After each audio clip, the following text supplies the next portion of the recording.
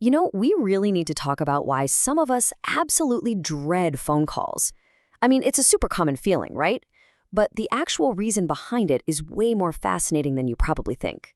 So, have you ever done this? Your phone starts ringing and you just stare at it, silently begging it to go to voicemails. You can just send a text instead? Yeah. If that sounds familiar, you are definitely in the right place. So, what's really going on here? Well, there's this huge gap between what people think is happening and the reality. They might see it as you being antisocial or maybe even a little rude. But the psychology behind it, it actually points to something called cognitive protection. Your brain is literally trying to preserve its precious mental energy for deep, analytical thinking. Okay, so that brings us to the first big idea here. This fundamental clash between a brain that is built to think and a phone call that demands you just react. I mean, think about it for a second.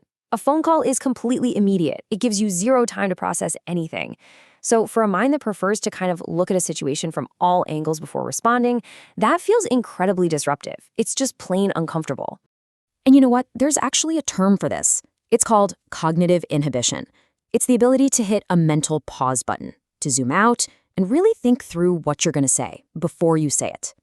Honestly, it's a pretty rare skill, and it's something phone calls are designed to completely short-circuit. And this is exactly why calls can feel so jarring. They just steal that vital mental space you need for reflection. They force you into this reactive mode, which makes it incredibly difficult to take all those complex, layered thoughts in your head and translate them into a simple, coherent conversation. But wait, it's not just about the lack of thinking time. It's also about the kind of conversation we're having. And that leads us to the second big problem, the mental drain of surface-level small talk. Just look at this. It's fascinating. Your brain gets this really rewarding hit of dopamine when you have a deep, meaningful conversation. But small talk, it's the opposite. It's mentally draining.